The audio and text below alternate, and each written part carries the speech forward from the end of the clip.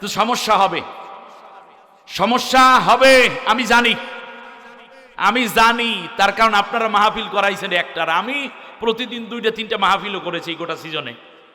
আমি জানি কিছু সমস্যা হয়, ওই সমস্যা উতরাইয়েই আল্লাহর কোরআনটাকে ধরতে হবে। ঠিক আছে কিনা বলেন? আমি যখন কথা বলবো, আপনি যদি পীরের মুরিদ হন, শুনুন, আমি কিশোরগঞ্জে মনে হয় এটাই আমার এই হাওড়া অঞ্চলে মাহফিল প্রথম। আমি খুব সোজা সাপটা কথা পছন্দ করি। আমি আল্লাহর কোরআন দিয়ে কথা বলছি, কিন্তু আপনার পীর, আপনি কোন পীরের মুরিদ, আপনার পীর শিখাইছে আপনার একরকম, আর আমি এখন বলতেছি সেটা মিলে নাই। আল্লাহর কথা হয়ে গেছে একরকম, আপনার পীর তালিম দিছে আর একরকম, পুরা বিরোধী হয়ে গেছে।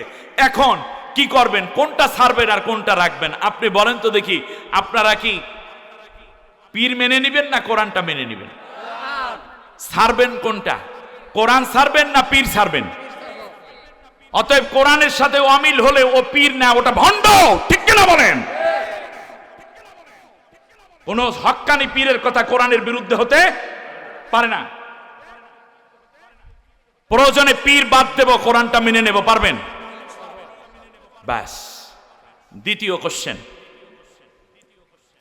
আপনি চিল্লা দেয়া এক সাথী, আমিও 3 চিল্লার সাথী, কিন্তু দেখা গেল মুরব্বী, সব মুরব্বীতে একরকম কথা বলে না, তালিমে 2-1টা উল্টাপাল্টা কথাও কইয়ে ফেলে। এটা তার সাক্ষী আমি নিজেই, এগুলো নিয়ে ডিসকাস না করলাম। ঘটনাক্রমে আপনি আজকে কোরআনের মাহফিলে বসে গেছেন, দেখলেন যে আমার মুরব্বী একটা ওয়াজ করছিল, তালিম দিছিল, সেইটা ছিল একরকম, আজকে কোরআনে দেখি তার বিপরীত। এখন কোনটা নিয়ে বাড়িতে যাবেন? বাদ দেবেন কোনটা? প্রয়োজনে মুরব্বী বাদ, কোরআন মেনে নেব। পারা যাবে? জোরে বলেন, পারা যাবে? যাবে ইনশাআল্লাহ বলি। ব্যাস, শেষ চূড়ান্ত কোশ্চেন।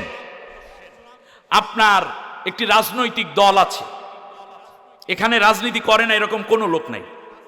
আমাদের উপস্থাপক, পরিচালক হইতে শুরু করে হুজুর পর্যন্ত, আপনারা যারা সবাই কোনো না কোনো দল পছন্দ করেন, করতে পারেন, আমার কোনো সেখানে কথা নেই।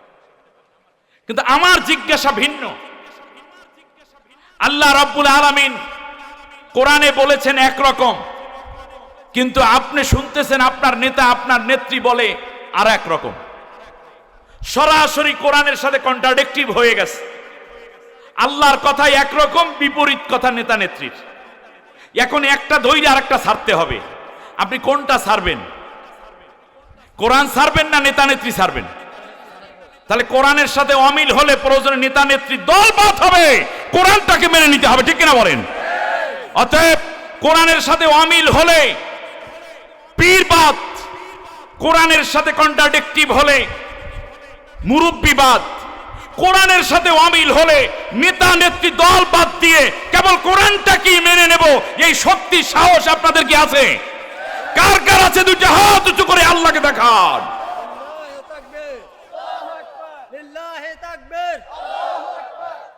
আল্লাহ তুমি কবুল করো, আল্লাহ মঞ্জুর করো, বলেন আমিন। ব্যাস, এইবারে চলে আসলাম কিয়ামতের ময়দান, এক ভয়াবহ পরিবেশ। আল্লাহ রাব্বুল আলামিন বলেন, শোনো, এক মহা মুসিবতপূর্ণ সময়, যেখানে কেউ কারো আপন থাকবে না, কেউ কারো উপকারেও লাগবে না। ওই মহা মুসিবতের সময় 4টা কাজ যেই মানুষগুলোর ভেতরে থাকবে তারা সব জাহান্নামী। কোথায়? আর ওই 4 কাজের বিপরীতে যারা আমল করে যাবে দুনিয়া থেকে, সব মানুষগুলো জান্নাতি। সুবহানাল্লাহ। আসুন আমরা সরাসরি ওই জায়গাটি টাচ করতে চাই। আল্লাহ কবুল করুন, বলেন আমিন।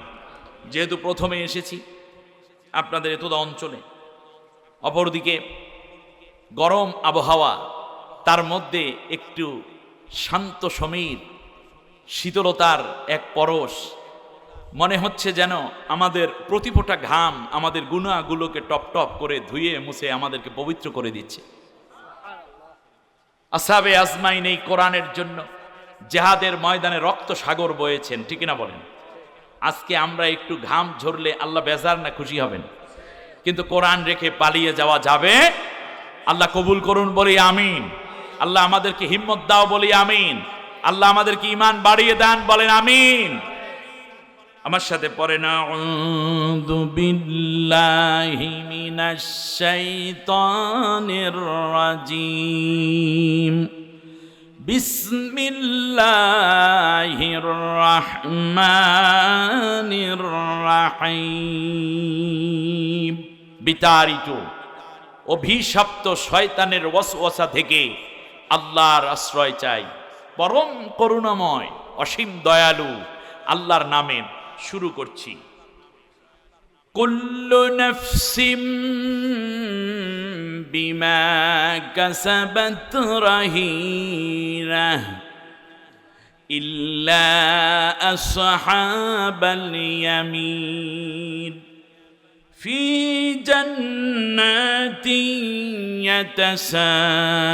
ইয়াতাসাআলুনা আনিল মুজরিমিন মা সালাকাকুম ফি সাকার قالوا لم نك من المصلين ولم نك نطعم المسكين وكنا نخوض مع الخائضين وكنا نكذب بيوم الدين حتى أتانا اليقين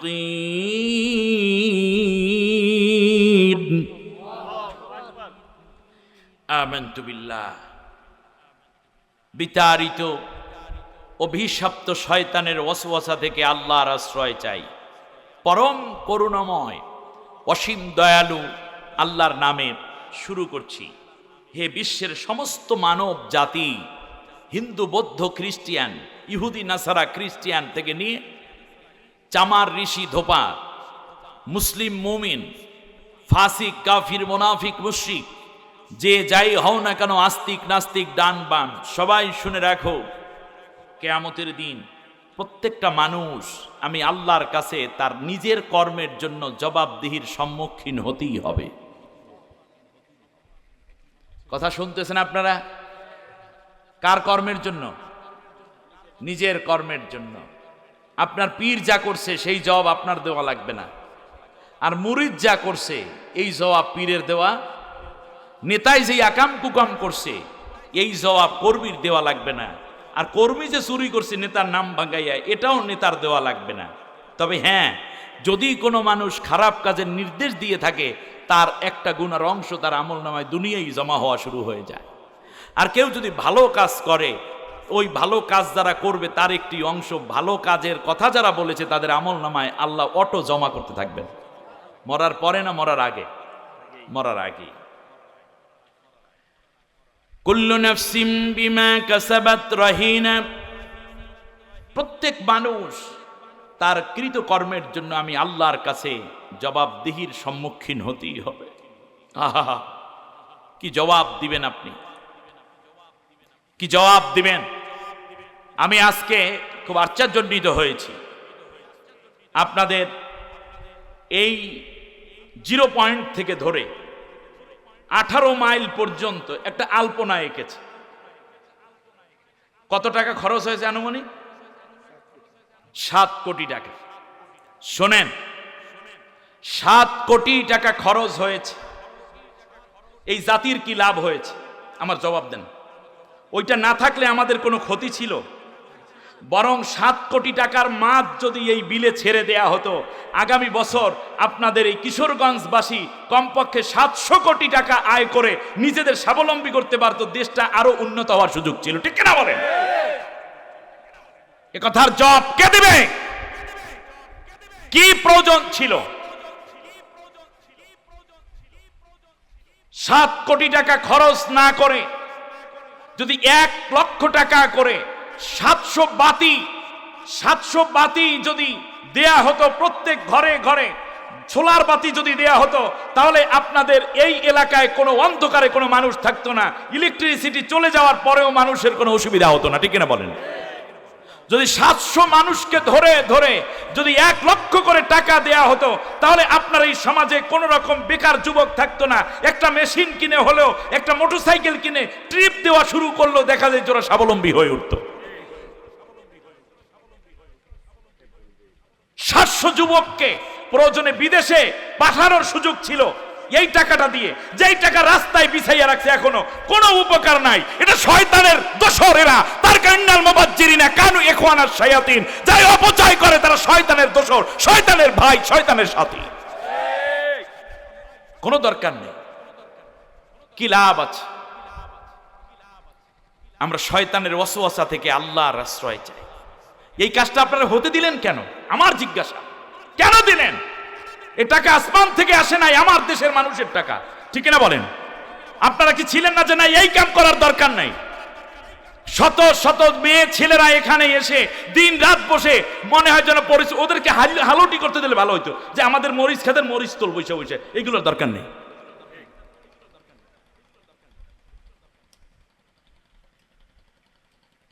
ইসলাম এটাকে মোটেও পারমিট করে না, কোনো দরকার নাই। অনেক ভালো সৌন্দর্য করা যায়, দুই পাশে গাছ লাগিয়ে দিলে অনেক উপকার হচ্ছে। আমি কি ভুল বলতেছি কথাগুলো? 700 ফ্যামিলিকে 7 কোটি মানে 700 লক্ষ টাকা, ঠিক না? তো 700 গরু যদি 1 লক্ষ টাকা করে 700 গরু যদি বন্টন করা হতো তাহলে আমার মনে হয় এই জাতির কোটি গুণ বেশি লাভবান হতে পারতো, ঠিক না বলেন? 700টা ফ্যামিলিকে আপনি 700টা গরু দেন, আপনি দেখবেন ওরা স্বাবলম্বী হয়ে উঠবে, পরিবার ভালো থাকবে, একটু গাই গরুর দুধ খাবে, বৃদ্ধ মা বাবাকে খাওয়াবে, আর ছেলেটা দেখবেন আস্তে আস্তে করে এই গরুর গাভীটা থেকেই একটা পর্যায়ে পুরো ফ্যামিলিটা দাঁড়িয়ে যাবে, দারিদ্রতা থাকবে না। এই শয়তানিয়া বুদ্ধি কে শিখাইলো এদেরকে? কাজ নাই কাম নাই, হঠাৎ করে একটা মূর্তি বানাও, 300 কোটি টাকা খরচ করে 200 কোটি টাকার মূর্তি বানাও, 500 কোটি টাকা খরচ করে নেতার জন্ম মৃত্যু বার্ষিকী পালন শুরু করে দাও, কোনো ফায়দা নাই। বরং যদি ইয়াতিমদেরকে যদি লালন পালন করা হতো, বিধবাদের যদি আশ্রয় দেওয়া হয়, তাহলে ওই টাকাটা কাজে লাগে। ওই টাকাটার দ্বারা কোনো লাভ হয় না, এই টাকাটার দ্বারা যার নামে দোয়া পড়াচ্ছেন, কাজ করছেন, সে হয়তো জান্নাতি হয়ে যাবে। অর্থাৎ শয়তান আমাদেরকে ভালো কাজ করতে দিচ্ছে না, এই জন্য শয়তান থেকে আমরা আল্লাহর কাছে পানা চাই। আপনি এই মাহফিলে আসবেন, আপনি দেখেন এখানে কত মানুষ বসে আছে, ঠিক না? কষ্ট করে বসে আছেন, কিন্তু কিছু লোক দেখবেন এখনো বাইরে বিড়ি টানে, আছে না নাই? মানে তারা আসতে পারে নাই, আটকাইয়া রাখছে কে? শয়তানে। আমি বিশ্বাস করি আজকে কিশোরগঞ্জের বীর মুজাহিদ মুসলিম ভাইয়েরা অবশ্যই শয়তানদের কপালে লাথি মেরে কোরআনের ময়দানে চলে আসবেন ইনশাআল্লাহ। পরম করুণাময় অসীম দয়ালু আল্লাহর নামে শুরু করছি। আল্লাহ রাব্বুল আলামিন বলেন, কুল্লু নাফসিম বিমা কাসাবাত রহিনা। প্রত্যেকটা মানুষ আল্লাহ রাব্বুল আলামিনের কাছে নিজের কাজের জবাবদিহিতার জন্য বাধ্য থাকবে। ইল্লা আসহাবাল ইয়ামিন, তবে ডানপন্থী যারা, তাদেরকে আমি আল্লাহ জান্নাতবাসী করে দেব, তাদের কোনো চিন্তা নাই। সুবহানাল্লাহ। জান্নাত এবং জাহান্নামের মধ্যবর্তী একটা জায়গা, হাসরের ময়দানে যখন দুইটা গ্রুপ দুই দিকে ভাগ হয়ে যাবে, একদিকে ডানপন্থীরা নূরের সিঁড়িতে চড়ে জান্নাতের দিকে আরোহণ করবে, উঠতে থাকবে, আর জাহান্নামীদেরকে টেনে টেনে জাহান্নামের দিকে লাঞ্ছিত অপমানিত অবস্থায় নিয়ে যাওয়া হবে। ওয়াসিকাল্লাযীনা কাফারু ইলা জাহান্নামা যুমারা, লাঞ্ছিত অপমানিত অবস্থায় জাহান্নামের দিকে ধাক্কাইয়া ধাক্কাইয়া নিয়ে যাওয়া হবে। হঠাৎ করে জান্নাতি মানুষগুলো, জাহান্নামী মানুষগুলো সবাই সবার চেহারার দিকে একবার নজর পড়ে যাবে। আল্লাহু আকবার। স্বামী জান্নাতি, স্ত্রী জাহান্নামে যাচ্ছে, এরকম হতে পারে কি পারে না? আচ্ছা ঐতিহাসিক ভাবে বলেন তো দেখি, এরকম একজন নবী জান্নাতি, নবী তো অবশ্যই জান্নাতি, স্ত্রী জাহান্নামে যাবে, নবীর একজন নামটা বলেন তো দেখি। হযরত নূহ আলাইহিস সালাম এবং লূত আলাইহিস সালাম দুইজনের স্ত্রী যাবে কোথায়? জাহান্নামে। আপনার যে স্ত্রী আছে তিনি জাহান্নামে যাবেন, আপনি জান্নাতে যাবেন, এরকম হয়ে যেতে পারে। আবার এমনও ইতিহাস হবে, দেখা যাবে স্বামী যাচ্ছে জাহান্নামে আর স্ত্রী যাচ্ছে জান্নাতে, দুইজনে হঠাৎ করে মুখোমুখি দেখা হয়ে গেছে। বলুন তো দেখি ঐতিহাসিকভাবে একটা নাম বলেন তো দেখি, স্বামী জাহান্নামী আর স্ত্রী জান্নাতি। ফেরাউন এবং আসিয়া, সুবহানাল্লাহ বলেন। স্বামী জাহান্নামী, স্ত্রী, তাহলে বিপরীত পেলাম, স্ত্রী জান্নাতি স্বামী জাহান্নামী, আবার স্বামী জান্নাতি স্ত্রী। এবার আসেন তো দেখি, ছেলে জান্নাতি আর বাবা জাহান্নামী, এরকম একটা ইতিহাস বলেন তো দেখি কোথায় আছে? ইব্রাহিম আলাইহিস সালাম, ইব্রাহিম পয়গম্বর জান্নাতি আর বাবা আজর যাবে কোথায়? আবার একটা ইতিহাস বলেন, যেই জায়গায় বাবা জান্নাতি ছেলেটা জাহান্নামী হয়ে রইল। নূহ আলাইহিস সালাম এবং কেনান, পয়গম্বর নূহ যাচ্ছেন জান্নাতে আর ছেলে যাচ্ছে কোথায়? এবার বলেন তো দেখি, ভাই যাচ্ছে জান্নাতে এক ভাই, আর এক ভাই যাচ্ছে জাহান্নামে। বলুন তো দেখি কে হতে পারে? হাবিল এবং কাবিল। হাবিল যাবে জান্নাতে আর খুনি কাবিল যাইবে কোথায়? জাহান্নামে। বন্ধু যাচ্ছে জান্নাতে আর এক বন্ধু যায় জাহান্নামে। আল্লাহর কুদরত হলো এরকম, যেই যেই মহল্লায়, যেই যেই গ্রামে, যেই যেই অঞ্চলে, যেই যেই দেশের মধ্যে, যেই যেই মন্ত্রী পরিষদে, যেই যেই অফিসে, যেই যেই ব্যাংকে, যেই যেই স্কুল কলেজ ইউনিভার্সিটিতে যারা যারাই চাকরি করত, কাজ করত, ব্যবসা বাণিজ্য করত, সব মানুষগুলোকে আল্লাহ তাআলা এই সময় একে অন্যের কাছাকাছি এনে দেবে। এর মধ্য থেকে জান্নাতি এক গ্রুপ, আর এক দল, আর একটা মানুষ জাহান্নামী।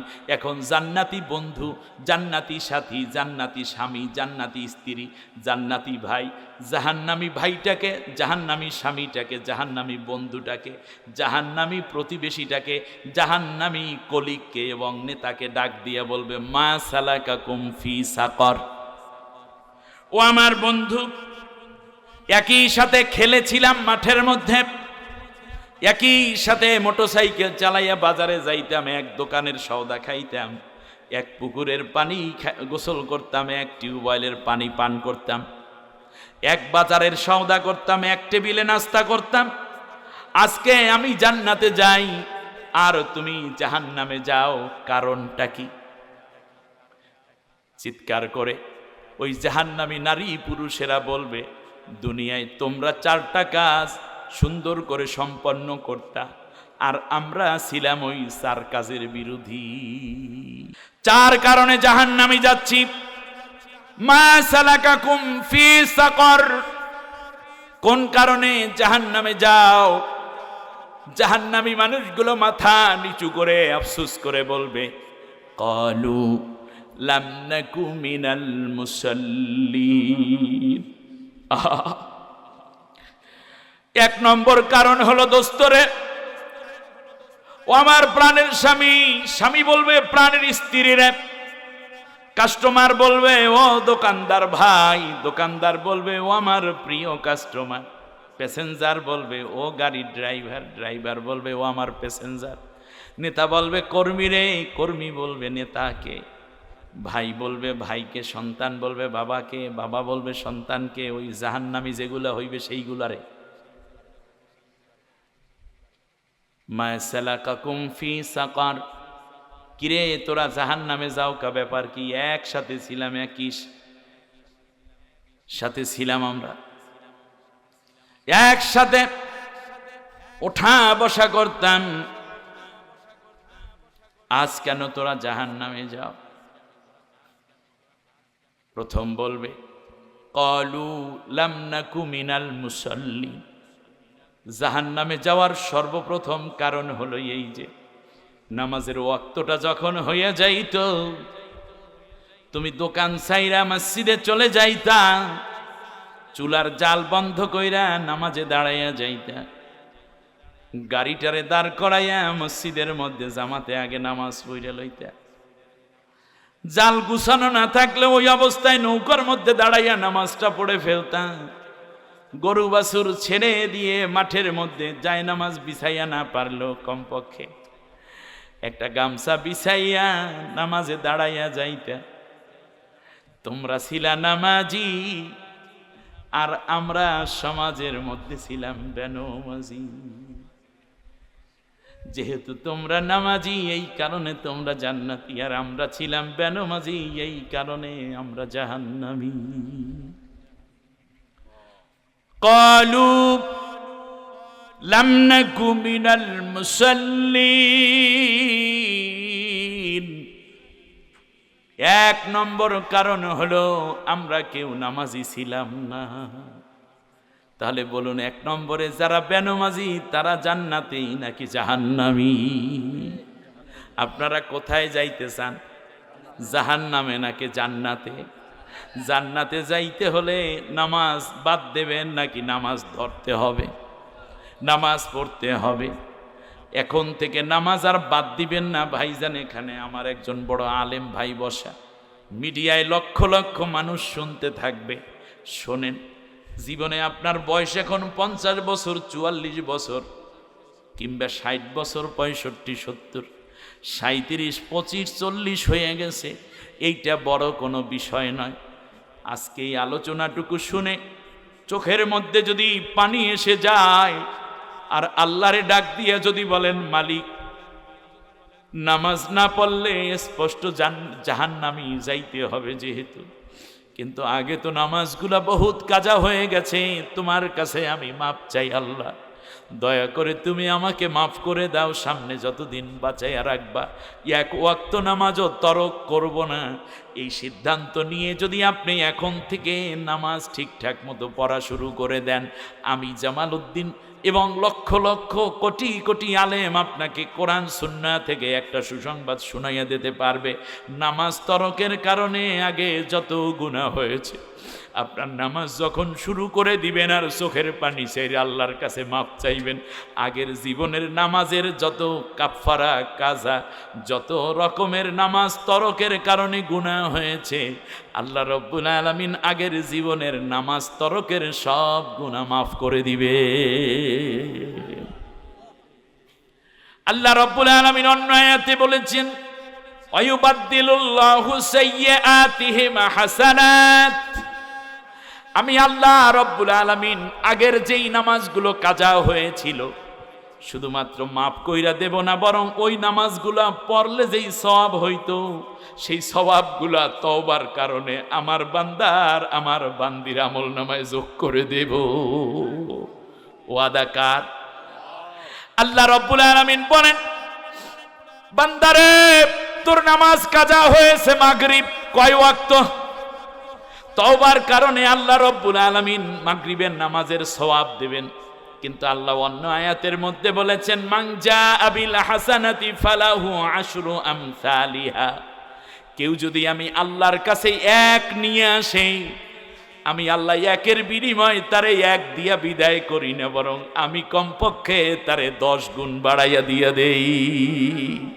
আপনি যদি এক ওয়াক্ত নামাজ তরক্ষণে থাকেন জীবনে, আর আজকে যদি খাঁটি তওবা করে বাকি জীবনের 5 ওয়াক্ত নামাজ ঠিক মতো পড়ার ওয়াদা আল্লাহর কাছে করতে পারেন, তাহলে আল্লাহ তাআলা এক ওয়াক্ত নামাজের জায়গায় কত ওয়াক্তের সওয়াব দিবেন?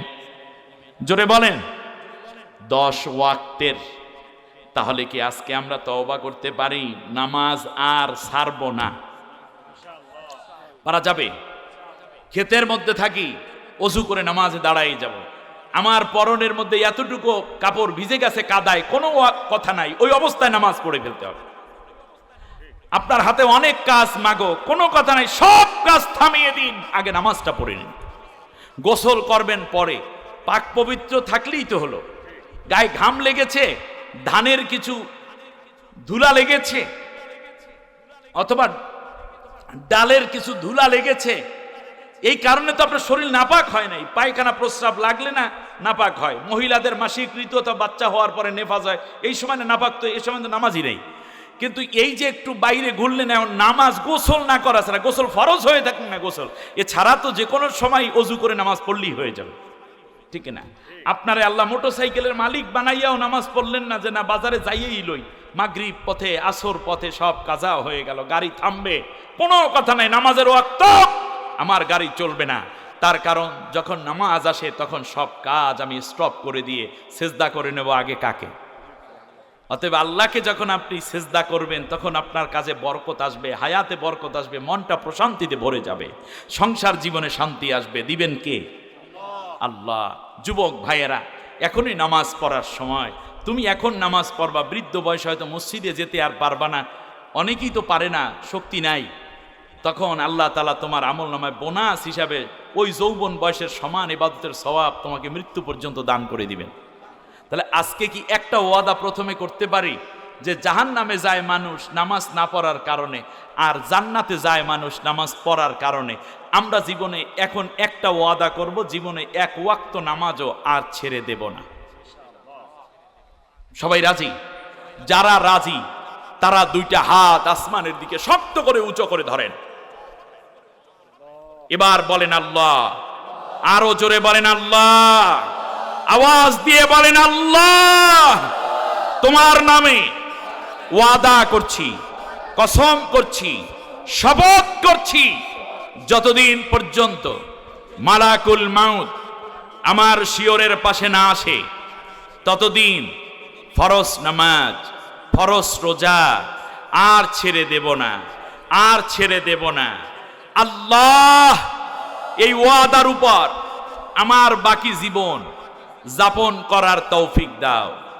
আমিন আমিন ইয়া রাব্বাল আলামিন। ওয়ালাম নাকুন নুতঈমুল মিসকিন। আর দ্বিতীয় কারণ জাহান্নামে যাওয়ার দ্বিতীয় কারণ হলো আমরা মিসকিনদেরকে খাওয়ান দিতাম না। মিসকিনদেরকে আমাদের সমাজে কিন্তু এখন মিসকিনরে খাওয়াইবে কি? সবচেয়ে বড় মিসকিনের যেইটা, ওইটার নাম হইল ফিরিস। কত বড় খাদক! একটুখানি গরুর গোশত রান্না করছে আধা কেজি, বাচ্চাদেরকে 2 টুকরা কইরা দিয়া তারপর বলে যে আর 4 টুকরা রয়েছে, ওইটা ছোট্ট একটা বাটির মধ্যে দিয়া ডিপে ঢুকাইতে, আবার যখন চাইবে 3 দিন পর গরম করে খাওয়াইবে। যত খাবার আছে সব ফ্রিজের ভিতরে আস্তে আস্তে করে ঢুকান শুরু করে দিয়েছে।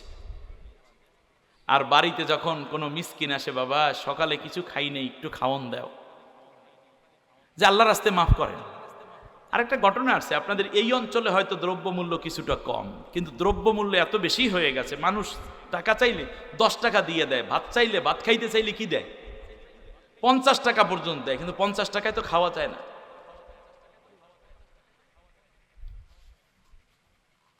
এগুলো সব বাদ দিয়ে ওয়ালাম নাকু নুতঈমুল মিসকিন, আমরা মিসকিনদেরকে খাওয়াইতাম না। আপনি খেতে বসছেন, এমন সময় কেউ আসলে আপনার অর্ধেকটা খাবার একজন মিসকিনকে ভাগ করে দেন। আপনার মা থাকলে খাইতো, বাবা থাকলে খাইতো। ওই মিসকিনটা খাওয়া মানে আপনার আব্বু আম্মুকে আল্লাহ তাআলা জান্নাতের খানা খাওয়াইয়া তাদেরকে খুশি করে দিবেন। আমার কথা বুঝে আসছে আপনাদের? অতএব মাদেরকে বলবো, ভাবিদেরকে বলবো, রান্না করার সময় 2 মুঠ চাল একটু বাড়াইয়া দিয়েন, আর নিয়ত করে রাখবেন, আল্লাহ গো, কোনো মিসকিন আমার বাড়িতে আসলে আমি তারে খাওয়াইয়ে দেব। এলাকায় যদি মিসকিন না থাকে, একটা ইয়েতিম বাচ্চা আপনি লজিন নিয়ে নেন, মাদ্রাসায় যাবেন, মোহতামিম হুজুরকে বলবেন, হুজুর একটা ইয়েতিম সন্তান আমাকে দেন, আমার বাবা থাকলে খাইতো, মা থাকলে খাইতো। এই ছেলেটা যতদিন হাফেজে কোরআন না হবে ততদিন আমি আমার ঘরে খাওয়াবো। ও আপনার ঘরের খানা খাইয়া কোরআন পড়বে, আবার কোরআন পড়ে ক্ষুধা লাগবে, গিয়ে আপনার ঘরের খানা খাবে। আপনার সন্তান হয়তো জীবনে হাফেজ নাও হতে পারে, কিন্তু একজন হাফেজের অভিভাবক হিসাবে কিয়ামতের দিন আল্লাহ নূরের টুপি আপনার মাথায়ও পরাই দিবে। ও পরে পরে যে সওয়াব পাবে, প্রত্যেকটা অক্ষরের বিনিময়ে 10 নেকি আল্লাহ আপনার আমলনামায় দান করবে। অতএব এতিম মিসকিন অসহায়কে আপনি খাওয়ারের হাত বাড়াইয়া দেন। কিয়ামতের দিন আল্লাহ মানুষকে জিজ্ঞেস করেন, এই আমি ক্ষুধার্ত ছিলাম, আমারে খাওয়ান দিলি না কেন? বলবে, আল্লাহ তোমারে পাইলে কিশোরগঞ্জের বলো, ঝিলের বড়, হাওরের বলো, কোরাল, বোয়াল, বাইং মাছ, হ্যাঁ না কি কি চিংড়ি মাছ, এইগুলো ভাজি করে করে আল্লাহ তোমারে কত খাওয়ান যে দিতাম, গাছের ডাব, এরপর ফ্রেশ খাবার কাইটে কাইটে খাওয়াইতাম আল্লাহ তোমারে। আল্লাহ তাআলা বলবেন, তোমার কাছে যখন একজন অসহায় মানুষ হাত বাড়িয়ে বলছে, বাবাজি পেটে ক্ষুধা, একটু খাওন দাও, তারে যদি খাওয়াইয়া দিতি তাহলে আমি আল্লাহরই খাওয়ানো হইতো, আর আমি আজকে তোরে জান্নাতের খানা আমার কুদরতি হাত দিয়ে তোরে খাওয়াইয়া দিতাম। বন্ধুরা আমার, আমরা কি এখন থেকে কেউ আসলে তাদেরকে বঞ্চিত করব না? নিজের ঘরে না থাকলে একটু হোটেলে গিয়া হলেও, বা হোটেলে খেতে বসেছেন এমন সময় কেউ হাত বাড়ালে, চাচিমা আসেন আসেন, এই আমলটা আমি করি বিদায় আমি আপনাদেরকে উৎসাহিত করছি। পাশে বসিয়ে কি খাবেন? না বাবা, একটু ডাইল আর আলুর ভর্তা হলেই হবে। না, এই গরুর গোশত আছে তো? জি আছে হুজুর। আর মাছ আছে কি? ইলিশ মাছ আছে, 1 পিস ইলিশ মাছ দে, 1 প্লেট গরুর গোশত দে, একটু ডাল দে, একটু সবজি দে। খাওয়ার শেষে আস্তে পাশে বসে বলি, খালাম্মা, চাচিমা, আমার বাবা নাই, আমার বাবার জন্য একটু দোয়া করবেন। ওরে খাওয়ানোর মাধ্যমে তো আল্লাহরে খাওয়ানো হয়, আল্লাহরে খাওয়ানোর মাধ্যমে আপনার জান্নাতের খাওয়া নিশ্চিত হয়ে যায়। সুবহানাল্লাহ। কৃপণ যারা, তারা জান্নাতে যেতে পারবে না। ওয়ালাম নাকু নুতিমুল মিসকিন।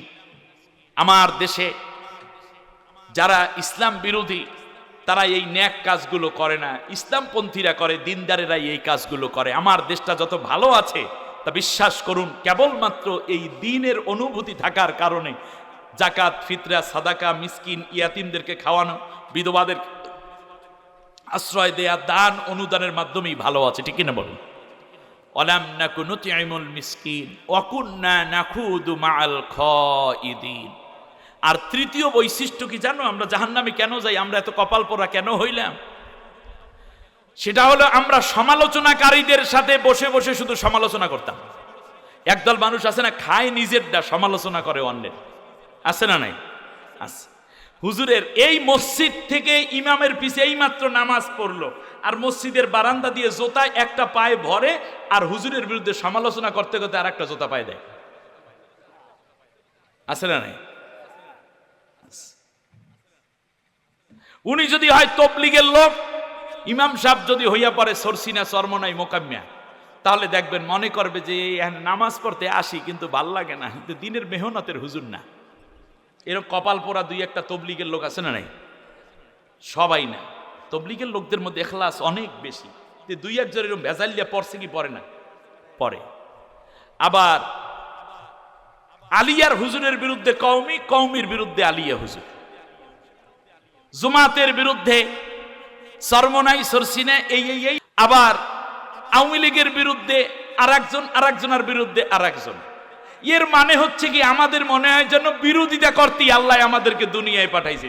একটা মানুষের মধ্যে সবই কি খারাপ? ভালো নাই রে ভাই, কথা বলেন একটু, ভালো আছে না নাই?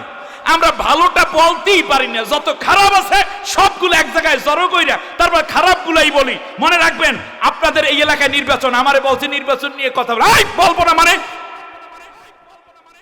যারা এই রকম খারাপ চরিত্রের লোক, নামাজ নাই, রোজা নাই, ইসলামের বিরোধিতা করে, শুধুমাত্র নেককারদের বিরোধিতা করে, আলেম ওলামাদেরকে তিরস্কার করে, এরা কোনোদিন মুসলমানের ভোট পেতে পারে না, ঠিক কিনা বলেন?